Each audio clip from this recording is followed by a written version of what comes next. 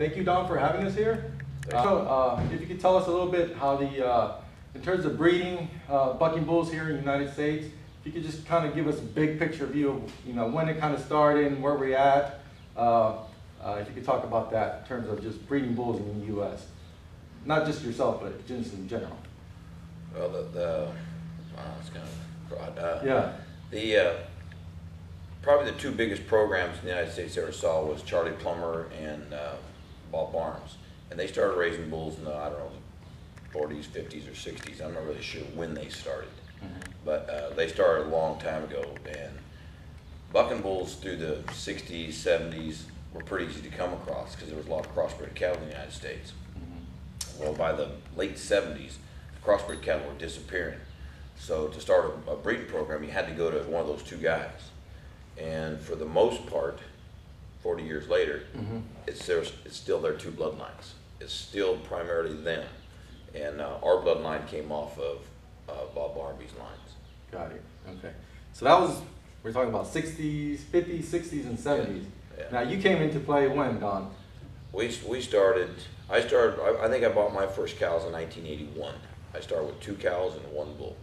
Mm-hmm. And at that time, nobody was really raising bucking bulls because you could go to a bucking bull sale and buy a bucking bull for $1,500. So everybody thought I was crazy. They didn't understand why you would start a program. Mm-hmm. But California, land is so valuable in California, purebred programs took over.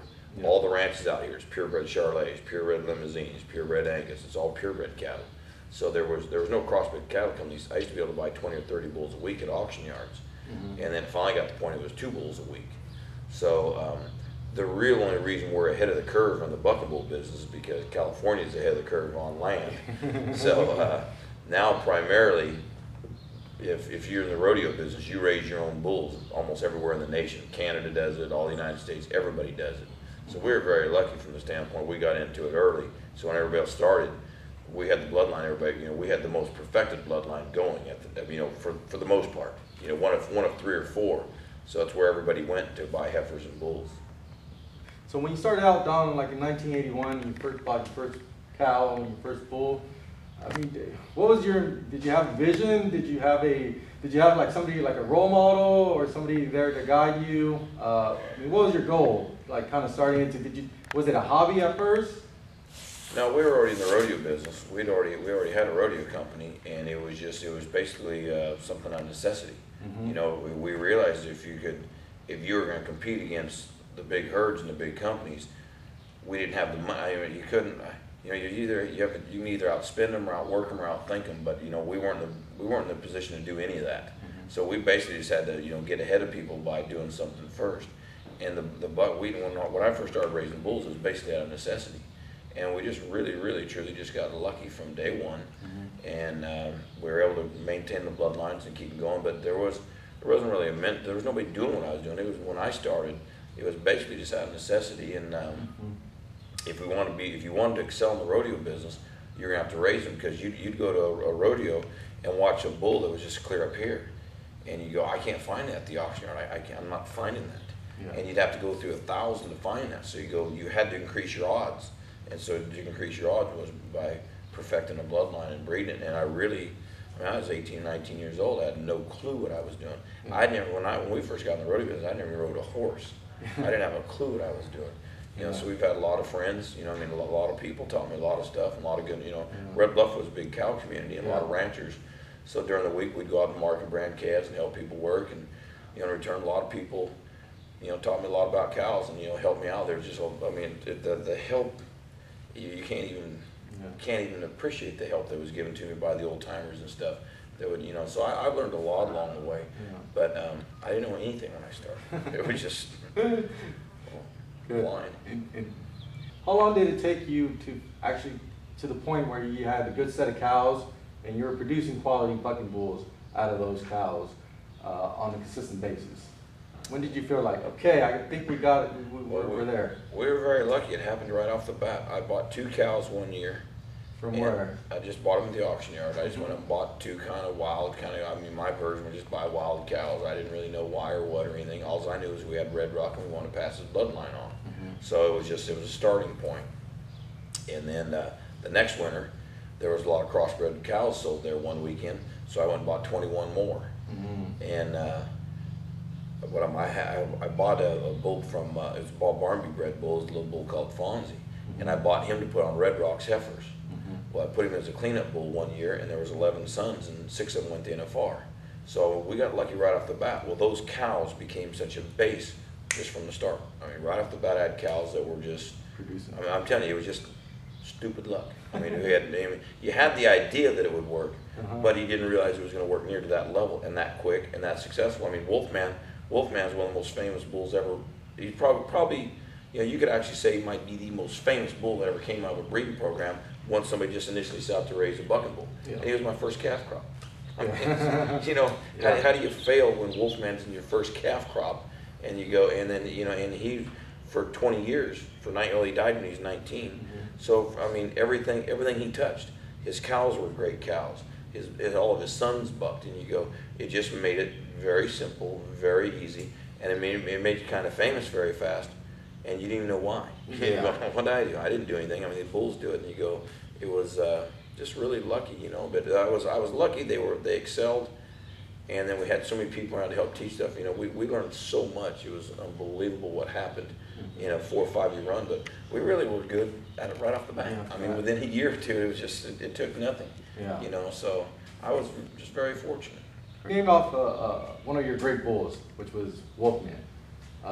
Can you tell us a couple more of those famous bulls that came down the line, or some of your personal favorites? Maybe people just don't know them that well. And also, out of the ones you named, can you just kind of attach those back to your breeding program and how they affected your breeding program as well? So, sure. Yeah. Probably the most famous bull we're known for that we raised was Cash, and he was out of a 2 legit daughter, and he was bred to Mr. T, and Mr. T was, I think, like 1985 Bucking Bull of the Year, and I think Cash went to finals 8 or 9 years in a row, which is he tied the record. I mean, the record I think is 8 years in a row, and he tied it. And if I retired him, and they would have took him that year, I should have bucked him, finished out that year, and he would have broke the record. But I retired him, and he was just getting a little older and slow. But he's probably the most famous bull that we're famous for. I mean, that's almost anybody knows anything about bucking bulls has heard of Cash. Yes. You know, very, very famous bull. And then we had a bull raised we called Ugly. He was a 2 legit son, and Ugly was. You know, there was a span in the PVR standings. They would list, they score their bulls. Well, there was a span, I don't know how long it was, in a 2 or 3 year span. Cash and Ugly were 1 and 2, or 2 or 3, 1 and 3 somewhere. They were always in the top. So for a 2 or 3 year span, they were in their top 5, always, for about a 3 year run. So to have 2 bulls in the scoring system where they score bulls down, the top 2 bulls, or the top, within the top 5 for 3 years, pretty hot dog bulls there. You know, it's pretty hot stuff going on. But I think probably the greatest bull I ever raised was a bull called No Can Do, and you know, he was I think he was the best bull we ever raised, but he didn't make it very long. Yeah, he wasn't around long enough. And he was a 2 legit son also. He was a 2 legit son. Yeah, he was a 2 legit son also. And 2 legit. Yes, please talk about 2 legit. 2 legit was a bull that I got. He was a Little Oscar son, and Little Oscar was, I believe, was a 1982 Bucking Bull of the Year. And Little Oscar was a Bob Barnby bred bull. Talking about Oscar Velvet. Yeah. Yeah. Well, they called him. I mean, the bull got it every time there was a new program came out. They changed his name. Yeah. I mean, it's a AKA forever behind him. You know what they would call him. I call him Little Oscar because that's originally his original name was called Little Oscar, and that's what I knew because I saw him as a 2-year-old, and to me, his Little Oscar for life. Got it. But he, Little Oscar and Fonzie were brothers. The last year before they sent Oscar to the Hall of Fame, I'm going to say around 76 or 77. When they loaded him up to take him there, he was out in the neighbor's cows, and they ended up getting 4 bull calves from him, just from the neighbor's deal. And that was Little Oscar, a little bull called Black Velvet, Fonzie, and they said the other bull, I don't know what happened to the other bull, but they said he really bucked. So there was only 4 of them, and they were all excellent.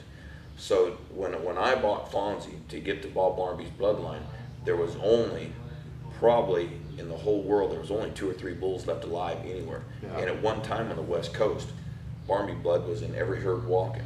And here through the 50s, 60s, 70s, there was he had a BB on him, and there were BB bulls everywhere. Everybody had BB bulls, and they were just everywhere.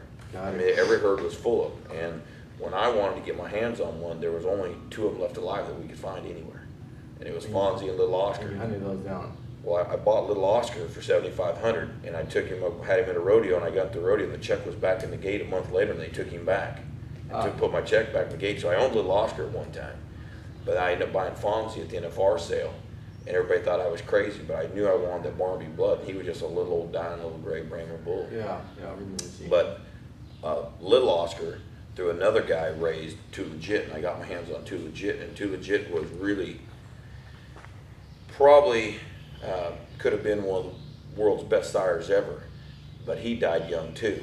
So we didn't even realize how many of his calves bucked till the ABBI came along and started the database.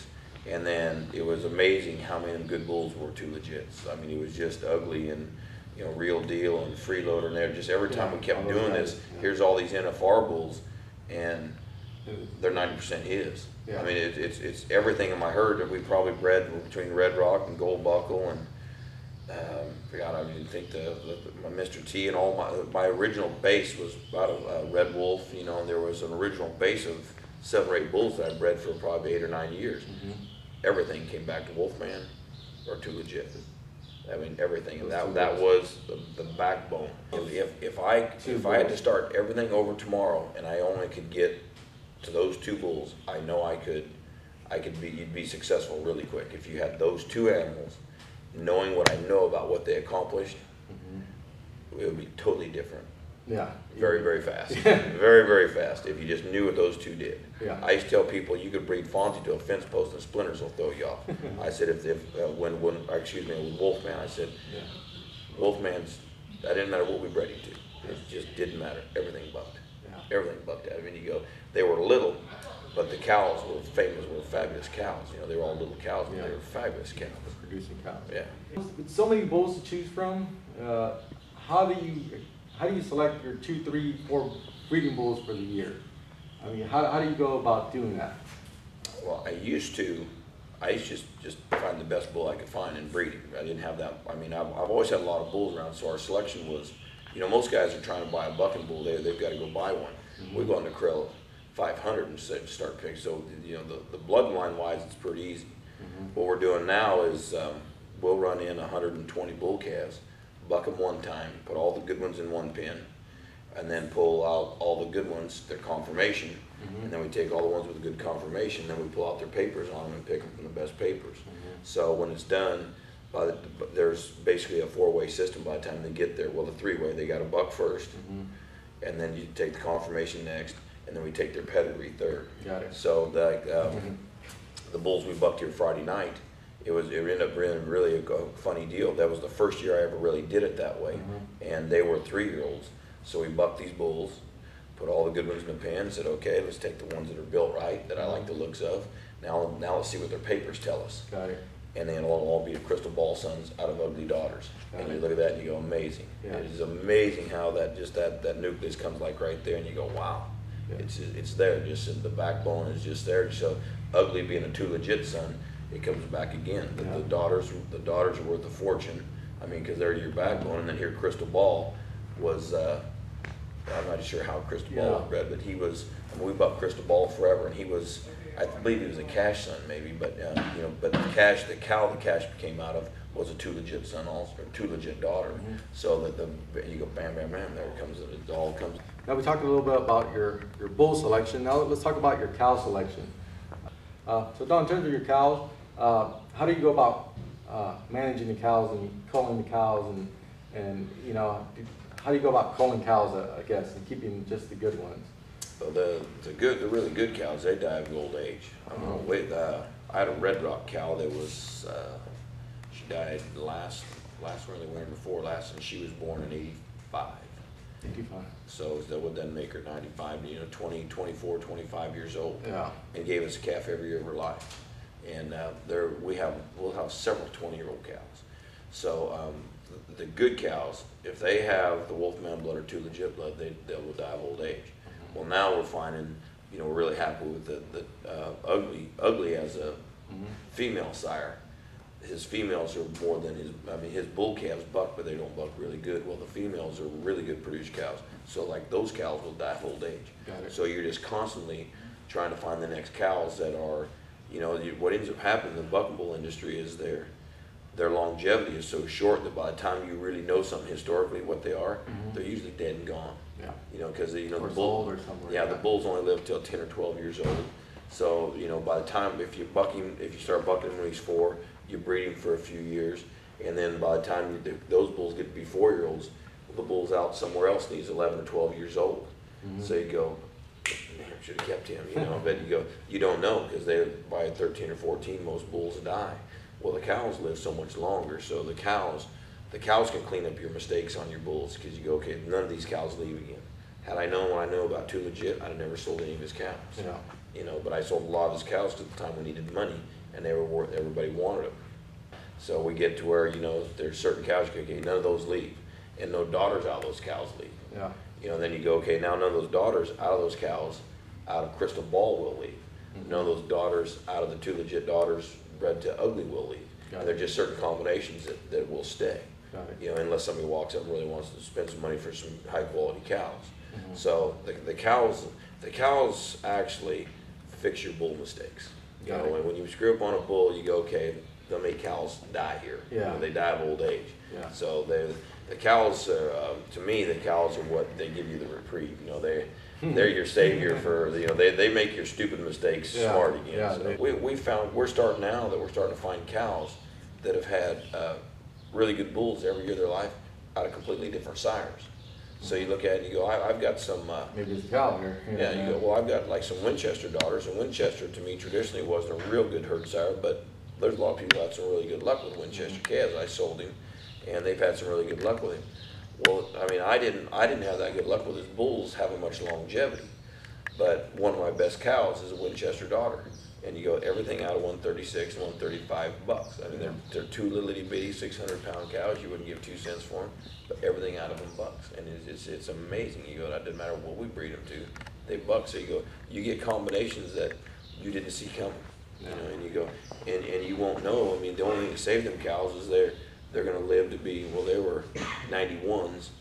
So what's that make them? They're coming 14, 15-year-old cows. And, Yeah.